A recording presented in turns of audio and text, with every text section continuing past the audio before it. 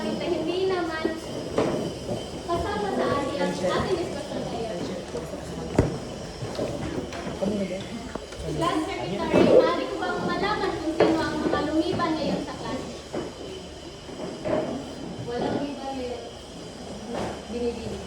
Maraming salamat Miss Remontal. Ngayon, handa na ba kayo? Handa na! Hindi niyo ba ako tatanungin kung handa na ba ako ngayon? Handa na ba? Siyempre, ang isang guro ay dapat laging handa. So bago tayo magsimula sa ating diskusyon, ay may handa akong tula para sa inyo. At gusto kong sabay-sabay natin itong basahin. Handa na ba kayo? Handa na!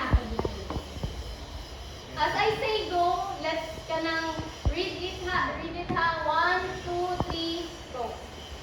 Ilang taon na rin tayong naghihirap. Tayo'y nag-aaral at nagsusumikap. Iyon ay ang mga pangunahing sangkap upang maabot ang mumunting pangarap. Doktor, abogado, sundalo at guro. Ilan lang sa mithiin ng mga tao. Sila'y itinuturing na bagong bayani. Hatid alay kapwa bayay nagbubunyi. Sa ngayoy mas mahalaga ang numero. Ang nais ay pumasa kaysa matuto. Ito ba ang tinatawag na edukasyon?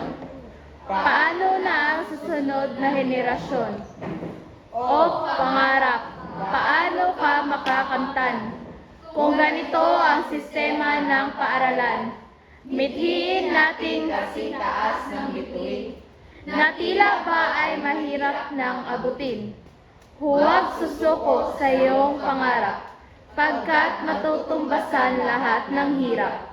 Gamit ang tulong ng bagong kaalaman, kabataan maging pag-asa ng bayan.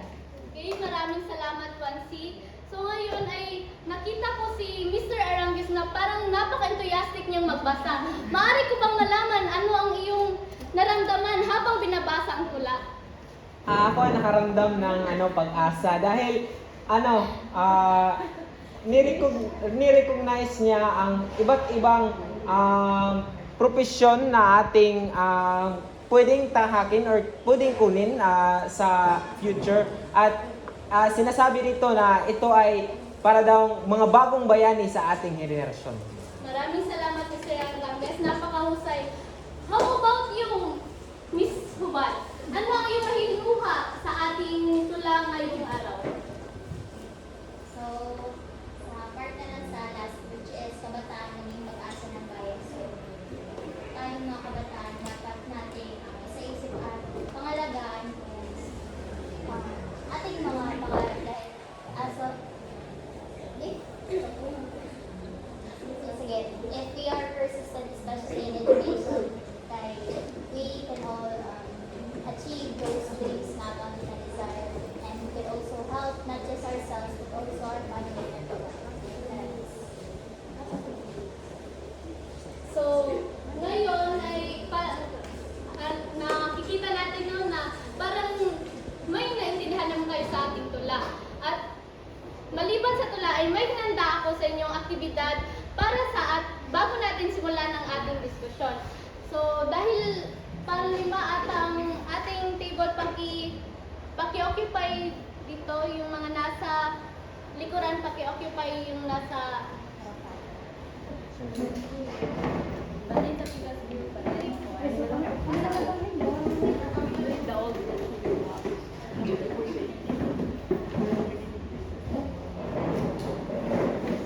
So may apat kami ditong hanay ng mga letra at ang inyong gagawin ay buuin nyo ito at pagkatapos nyo mabuo ang mga salitang aming binigay sa inyo ay may isa sa inyo ang magbibigay ng hinuha o opinion tungkol sa salitang inyong nabuo. Malinaw ba? Opo.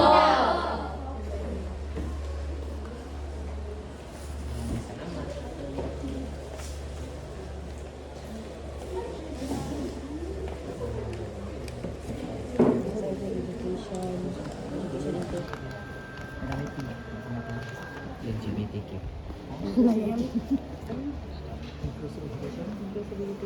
Hindi, Tagalog naman. Tagalog mo.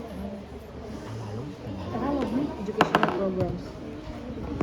Education programs.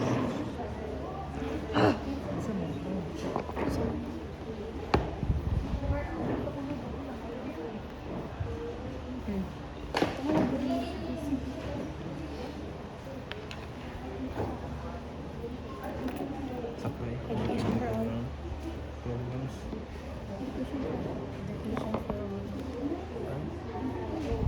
Educational programs.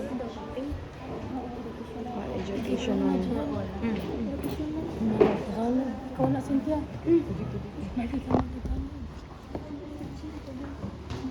Sa i-explain sa ang educational program.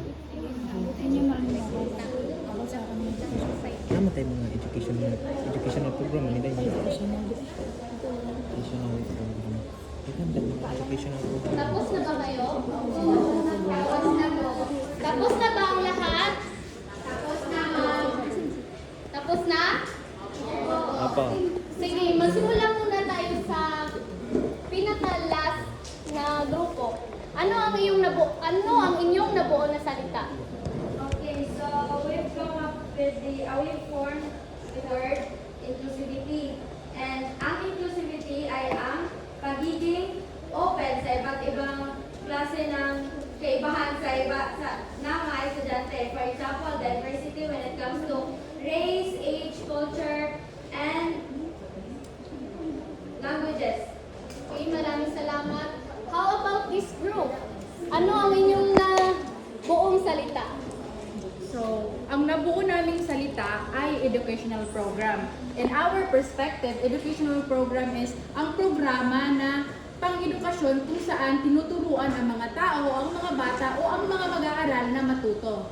Maraming salamat, Ms. Kaiwanon. Kayo, ano ang salita ng inyong nabuo? So, ang aming salita na nabuo ay Education for All. Ito ay ang EFA. Ang EFA ay nag-aim sila na they were aiming to promote education for all, which is applicable for all students around the world.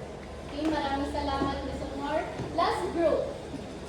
Ang aming mga salita ay ang issues in education o mga issues sa edukasyon kung saan ito ay nagbabasa sa mga issue na hinaharap natin ng edukasyon ngayon gaya ng mababang literacy rate sa resulta ng kasulukuyang GDP at mga kulang sa resources sa mga paaralan, pati na rin ang mga mag-aaral na kahit hindi naman din o kwalipikadong mag-graduate o mag-proceed sa ibang grado ay pinapasa dahil lamang kinakailangan. Yun lamang. Maraming salamat sa lahat.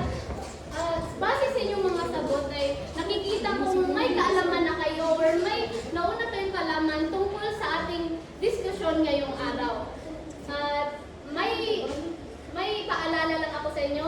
Kapag sinabi ng guro na kaya pa, ang sagot nyo ay kaya. At kapag kapag kinuha naman ng guro ang inyong atensyon at sasabihin na nakikinig, ang sasagot nyo ay nakikinig. Nagkakaintindihan ba tayo? Oo! Maraming salamat. Ngayon ay tumungo na tayo sa ating diskusyon na pangungunahan ni Binibining Fidel. Magandang araw sa inyong lahat. Bago natin simulan ang ating tatalakayin ngayon, ay ako si Binibining Medel Sofia Norin, o pwede niyo akong tawagin Binibining Medel. At ngayon,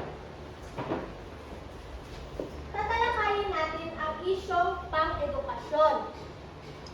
Ngayon naman, if wala pa tayo bago natin simulan ang isyong pang-edukasyon, alamin muna natin ano ba ang edukasyon. Ano ba ang edukasyon? Meron ba kayong kaalaman? Yes, Miss Ponce? Ang edukasyon po ay ang pagkatuto ng mga estudyante sa paaralan. Okay, thank you. So, ang edukasyon ay isang proseso, tama ang sinabi niya, proseso ng pagkatuto at pag-aral para masanay at magkaroon ng kaalaman.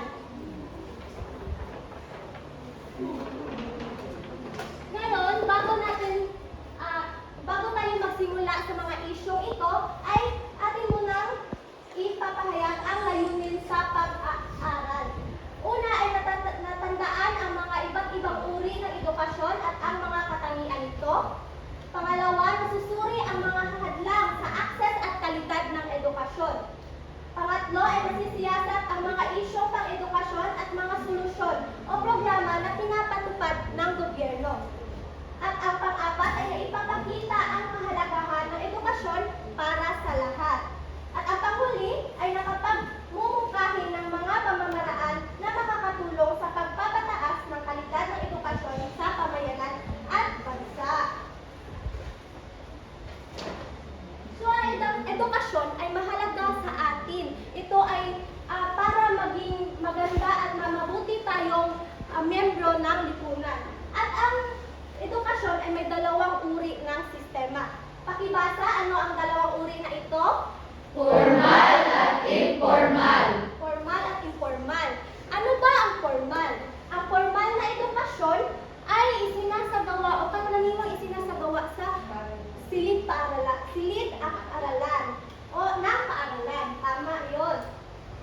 So, ang formal na edukasyon ay pinangangasiwaan ng guro na may sapat na kaalaman, may sapat na kasanayan at kwalifikasyon para magturo.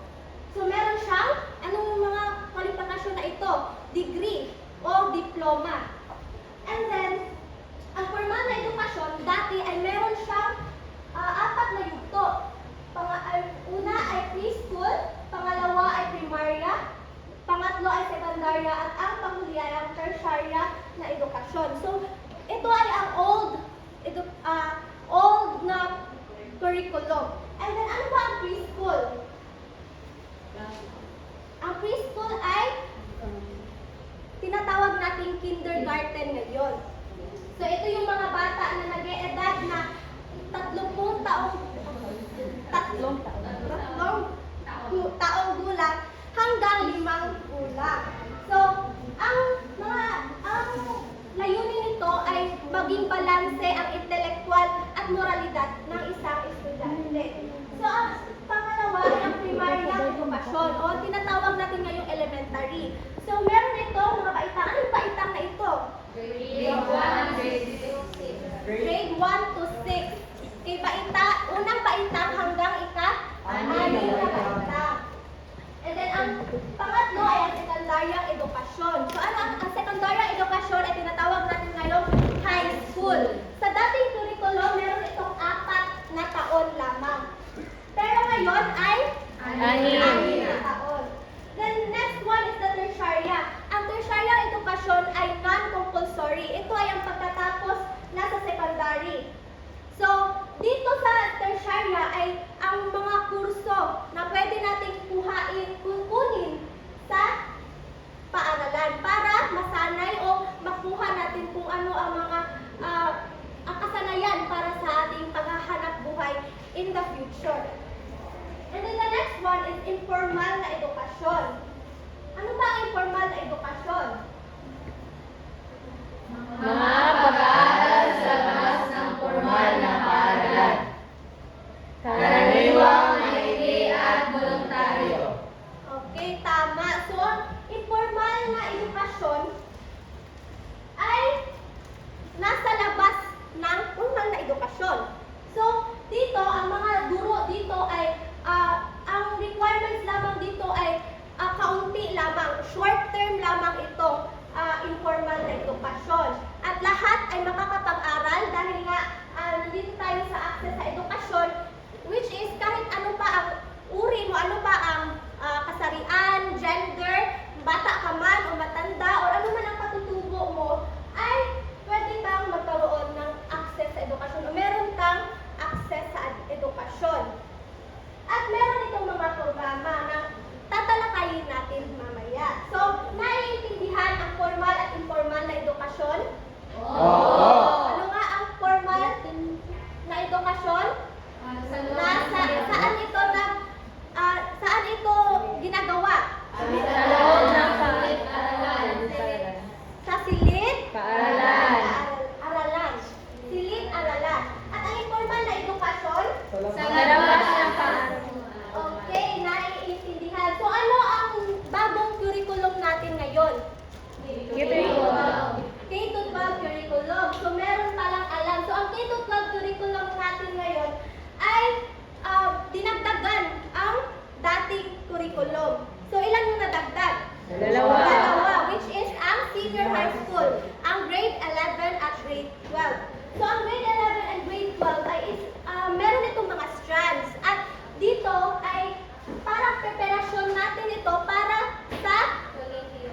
kolehiyo. At ito ay para mapagtibay ang ang ating edukasyon sa ating lipunan. Okay, naiintindihan? Okay. Maraming salamat at ngayon magtungo tayo sa mga programa ng informal na edukasyon. Okay, so magandang umaga sa inyong lahat. Ako nga po pala si Binibining Rachel Soco. At ngayon, tatalakayin naman natin ang isa sa mga kontinuasyon sa diskusyon ni Binibining Medel. So, tungkol sa mga programa sa informal na edukasyon. So, bakit mahalaga na malaman natin ang mga programa tungkol sa ang mga programa sa informal na edukasyon? Yes, Binibining Remolta. Para sa akin, binibini dahil maaari tayong mga estudyante na nasa formal na edukasyon, ay maaari din tayong mag-enroll sa informal na edukasyon kung nais man natin ma-widen ang ating knowledge and skills regarding some aspects na minsan ay hindi naman natin natatalakay sa formal na edukasyon. Yes, no, thank you so much. So, mahalagang malaman natin na ang edukasyon ay hindi lamang nangyayari sa loob ng original or sa regular na setting ng classroom. Para ito sa lahat, lalong-lalo na sa mga taong nasa laylayan ng lipunan, particular na sa konteksto ng ating katutubo, katulad ng Hanunuang Mangyan. So, ayon sa UNESCO, ang edukasyon ay karapatang pantao. Bakit ngayon evident na maraming mga kabataan ang hindi pa rin nakakapag-aral? Ano nga ba ang solusyon na ginawa ng gobyerno upang tugunan ang problemang ito? Yes, Binibining Amor. Patupad sila ng mga programa na maaari silang mag-enroll dito at maaari silang makapag-aral kahit na sila sa malayong lugar. Okay, exactly, no? Ang mga gobyerno ay nagpatupad sila ng mga programa para sa lahat, no? Para makapagtapos pa rin ang isa sa atin ng pag-aaral. At nangunguna na dyan ay ang ALS, Alternative Learning System, no? Ito ay isang alternatibong sistema ng edukasyon kung saan ang mga mag-aaral ay hindi sila pumupunta o pumapasok sa regular na eskwelahan. Katulad na lang ng kaklase niyong mga relatives niyang katutubong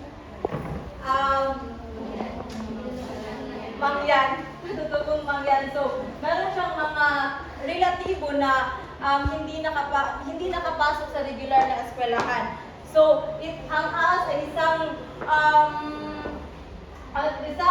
mabisang alternatibo para sila makapagtapos pa rin sila ng pag-aaral dahil matuto sila dito na basic literacy at numeracy.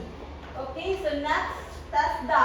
Ang TESDA naman ay isang uri ng programa na kung saan dito magsasanay ang mga individual para makahanap sila ng madaling trabaho.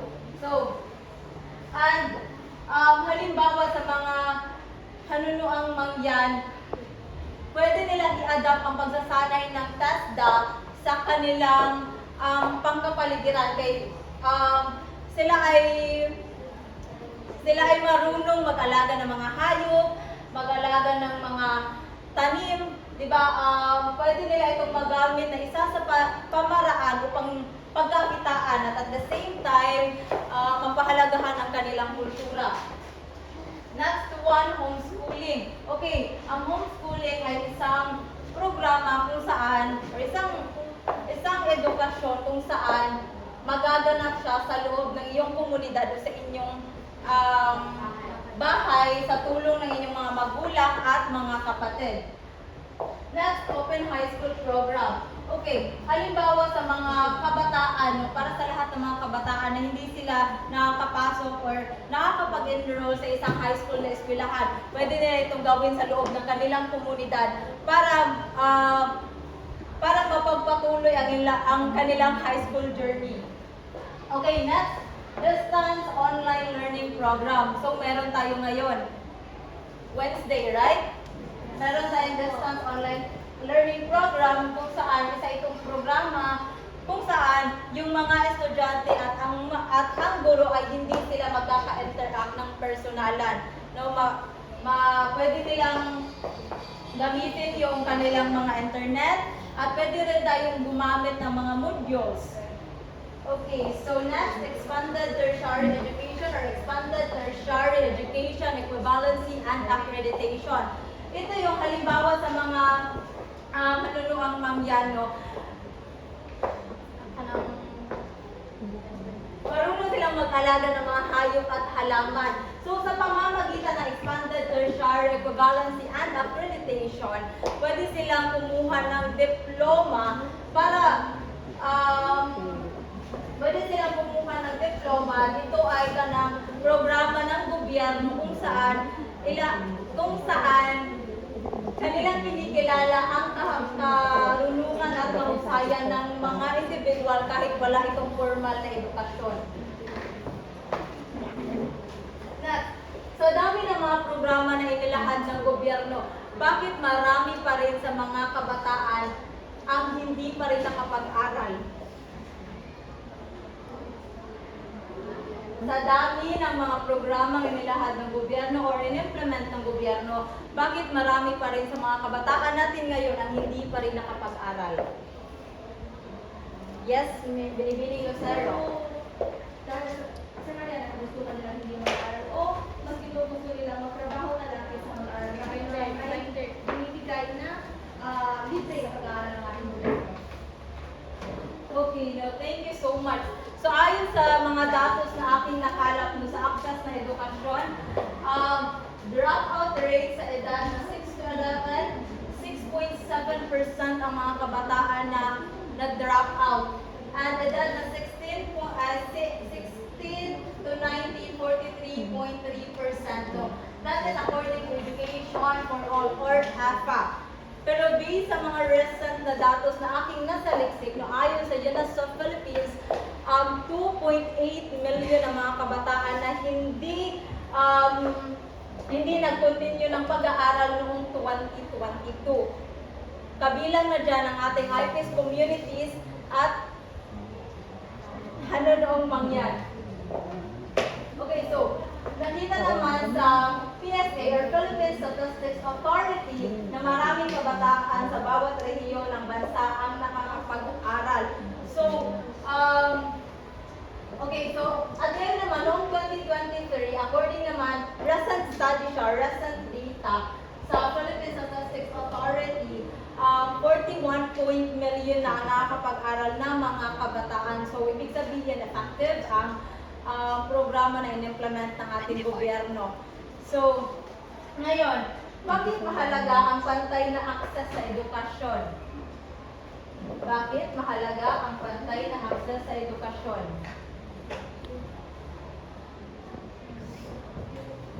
Yes, Binibining Batukan. Okay, so the equal access to education promotes a wide, basically wide access when it comes to education, and also since we are in a diverse community, there is an inequality when it comes to social capacity or economic capacity of each student. So we need an equal access to education. Okay, so thank you so much, no. Palagi nating tatandaan na ang edukasyon ay hindi lamang tungkol sa pagtuturo, pero tungkol din ito sa paggalang at paggabay ng iba't ibang kultura. Kagaya na sinabi ni Dr. Rizal na ang kabataan ang pag-asa ng bayan. Kasama na rin yan ang mga batang mangyan na may pangarap para sa kanilang kinabukasan. At yun lamang po at maraming salamat.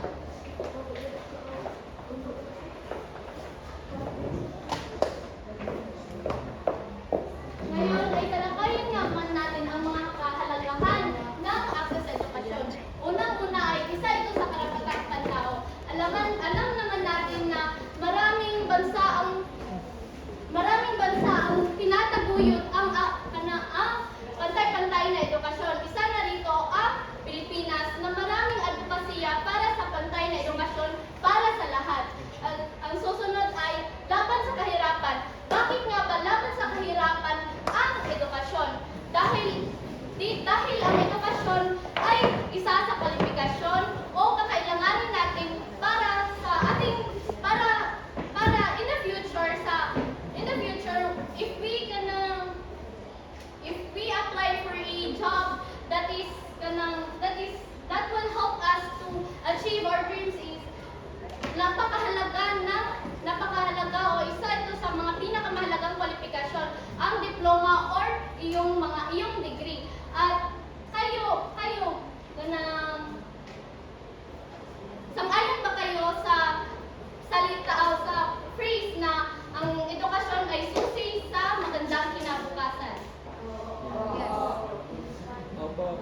Bakit nga ba, Miss Dalaga? Sang-ayon ako sa pagkailag ng edukasyon ay ang edukasyon ay susi sa magandang kinabukasan. Dahil po sa sinabi ni Ms. Miguel kanina na ang edukasyon ay isang proseso ng pagkatuto ng isang estudyante or pagkatuto natin sa mga kalimangan. Sinabi mo rin na isa ito sa mga mahalagang kwalifikasyon upang tayo makakuha ng magandang trabaho. Ang edukasyon din ay Maraming salamat, Binibining Dalaga. Tama, no? Ang susunod ay layunin ng education for all. Alam naman natin na kung ano ang EPA. At ang mga goal ng EPA ay libreng edukasyon, dekalidad, at para sa lahat. At kapag sinabi natin para sa lahat, ay hindi lamang para sa mga kabataan, kundi para sa lahat, lalo na yung mga IPs or indigenous people. Tulad ng inyong mga kaklaseng panunoong yan na atin na-integrate dito sa normal classroom setting. Tama ba? Yes. Diba? At ang edukasyon na para sa lahat ay hindi lamang para sa IPs or mga batang may kapansanan. Pwede rin ito sa mga malalaki na edad pero gusto pa rin mag-aral. At ang libre edukasyon at dekalidad ay ito rin ay pinaka-importanting mga gustong maabot ng EPA. At sa tingin niyo ba ay nakamtan na ba ito ng Pilipinas sa ngayon? Bakit, Miss Batukan? Libreng edukasyon. Currently, yes, there are some programs na nag-o-offer sa libreng edukasyon. However, when it comes to access, not everyone has access when it comes to free education. Okay, maraming salamat. Tama yun, no? Hindi, kahit naman kasi na libre yung mga institusyon o mga paaralan, hindi natin maiiwasan na may mga bayarin pa rin tayong bayarin mangyayari. Next is mga dahilan ng pagka-drop out ng kabataan.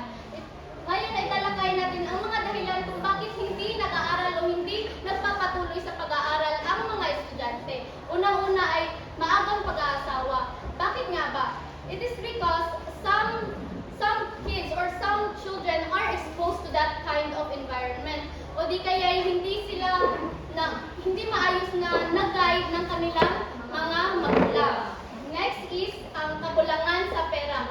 Ang kakulangan sa pera ay napaka-mahalaga o napaka-mabigat na dahilan ng pag-drop out. Diba, sabi ko nga kanina, kahit naman na libre yung mga institusyon o mga paaralan ngayon ay hindi natin maiiwasan na may mga bayarin pa rin, lalo na sa ating mga proyekto at mga transportasyon. Tama?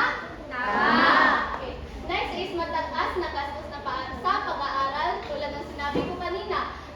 Last is problemang personal o panlipunan. Sa problemang personal, may maibabahagi ba kayo sa akin na mga problemang personal na maaaring maging dahilan ng pag-drop out o pagtigil sa pag-aaral ng mga estudyante? Miss Caraballo? Problema personal na aking na-experience when it comes like if reason nga nang ma-drop out ang isang estudyante. So, like namatayan. So, that's a personal o like problema ng isang tao na pwedeng rason para drop out o hindi magpatuloy sa kanilang pag-aaral. Maraming salamat. How about you, Miss Arnaldo? Isa din dahilan kung bakit nag-drop out yung mga kabataan is kasi nakaka-experience sila ng discrimination and bullying sa kapwa nila estudyante. Tama yan, isa rin yan sa mga problema, lalo na kapag ina-integrate na natin yung mga IPs or indigenous people sa ating paaralan. Kaya kayo ngayon na may mga mag-aaral or kaklase kayong hanunoong yan, dapat iwasan natin ang diskriminasyon at dapat natin silang respetuhin at ang kanilang kultura. Ngayon ay magpatuloy na tayo sa kalidad ng edukasyon. Una is ang mababang kalidad ng edukasyon sa bansa. Ito ang pinakauna na it rooted to many other suliranin. Next is ang kakulangan ng mga tamang bilang at kwalipikado o mahusay na guro at mababang sahod ng mga guro. Ito ay napaka-konektado sa naunang this one rooted to many problems, especially that some teachers would choose to work in kanang foreign countries. Why? It is because mababa ang sahod ng mga guro dito sa Pilipinas. Sunod ay ang tamang bilang o kwalipikado o mahusay na guro dahil yung mga kwalipikado o mahuhusay na guro ay mas pipiliing magtrabaho sa mga foreign countries. Tama? Tama. Okay. Nakuha niyo ba yan? Next is ang mababang kakayahan o na mabayaran o affordability. Tulad ng sinabi ko kanina na may mga bayarin pa rin talaga tayong may mga bayarin pa rin talagang hindi maiiwasan kapag nag-aaral tayo. Susunod ay Miss Aliana. Magandang umaga sa ating lahat. Ako si Binibining Hermosilia at ang ating tatalakayin ngayon ay ang mga pamamaraan sa pagpapataas ng kalidad ng edukasyon. Una ay pagpapatupad ng mga voucher program. So ang mga voucher program ay ang layunin ng programa nito ay binibigyang laya ang ating mga estudyante na humili ng kanilang high school track o paaralan na naayon sa kanilang mga pangarap. Ito ay binibigyan ng dahil ang maraming kabataan na nais tumahak sa landas na naayon sa kanilang mga pangarap, sa kanilang kultura, at sa kanilang mga layunin sa buhay. Sunod ay ang Special Program for the Employment of Students or SPES. Ito ay nakakatulong sa mga estudyante dahil habang bakasyon ay nabibigyan sila ng pagkakataon na magtrabaho. Dahil dito ay habang sila ay kumikita ay natututo rin silang maging masipag at responsable. Sunod ay ang Abot Alam Program. Ito ang tumutulong sa ating mga kabataan na hindi makapag-aral upang mabigyan sila ng bagong pag-asa dahil alam naman nating lahat na ang ating mga kababayan, lalo na ang mga nasa liblib na lugar ay hindi o wala silang access sa mga paaralan. Dahil dito ay nabibigyan sila ng edukasyon. Sunod ay ang Alternative Learning System Program ng DepEd. Alam ko namang pamilyar na tayong lahat dito, di ba? Ang ALS ay bukas para sa lahat, para sa mga may kapansanan, mga katutubo, mga out-of-school youth o mga dating bilanggo. Ito ay binibigyan ng bagong pagkakataon ang ating mga kababayan Pilipino na ipagpatuloy ang kanilang pag-aaral. Sunod naman ay ang livelihood program. So sa livelihood program, layunin ito na magturo ng mga gawain pangkabuhayan para sa ating mga kababayan.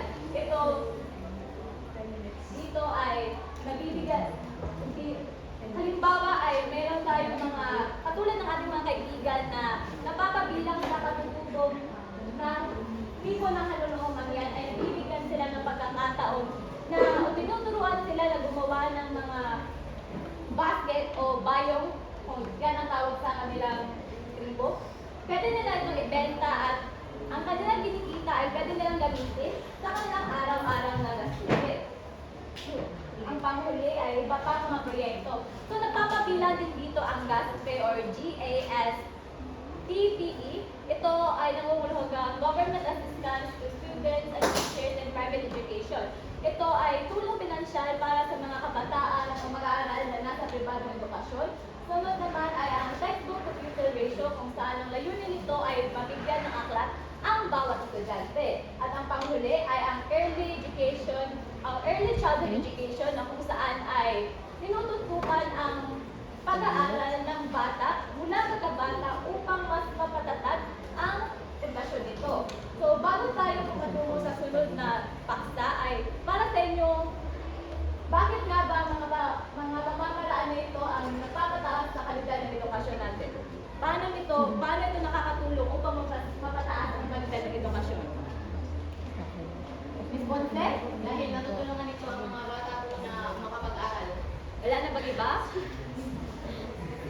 Miss Caraballi. These programs are like, nagpapataas ito ng kalidad ng edukasyon. Then ito ay nagbibigay ng options sa student to find or like to gain knowledge more.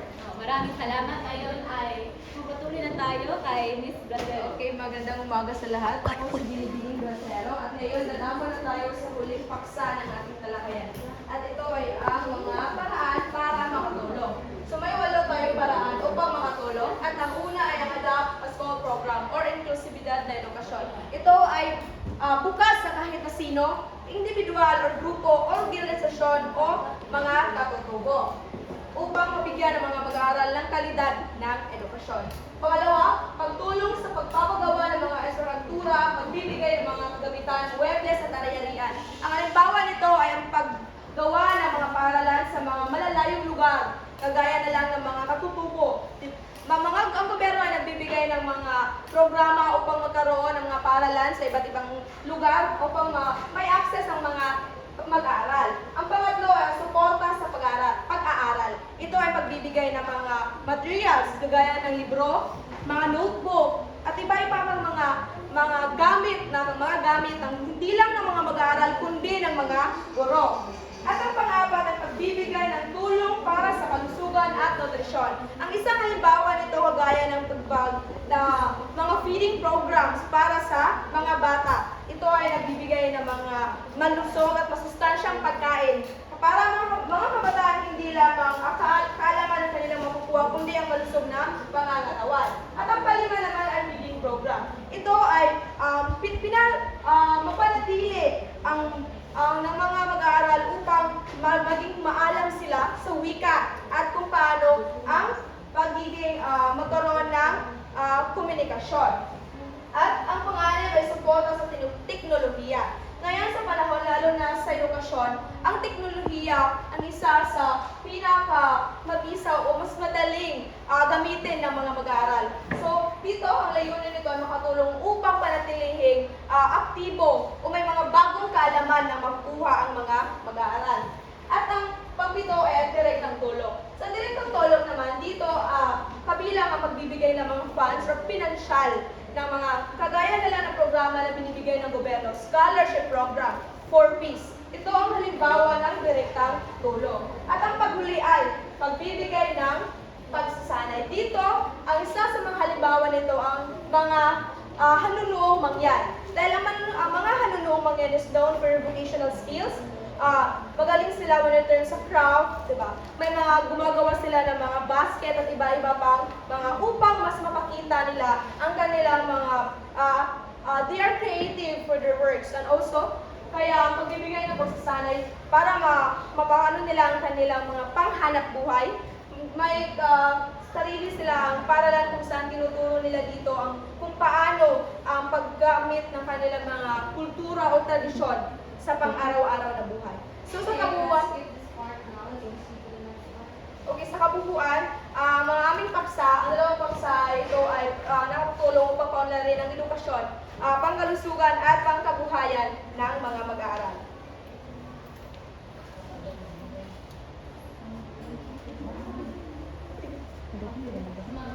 So sa waling parte ng aming talakayan ay Mrs. Benjini Remy. Ngayon ay may aktibidad tayong gagawin na related sa ating diskusyon ngayon. So ito ay ang malikhaing pagtatanghal. So ang klase ay hahatiin sa 3 grupo at kayo ay gagawa ng pagtatanghal at kayo na bahala kung kayo ba ay kakanta, sasayaw o magdula-dulaan or roleplay o kung ano man ang gusto nyong pagtatanghal na gagawin. Pwede Lizelle, Arika, aning group while this from Puban to this group will be the kanang third group. First, second, and third group. Okay, now you're execute. Let's proceed now to the next part. We have 3 minutes left. So, sa ating nakikita ngayon, sa inyong pinakitang dula-dulaan at mga magagandang pagtatanghal ay nakita natin may natutunan kayo sa ating pag-aaral. At sana ay inyo itong ma-apply o sa inyong araw-araw na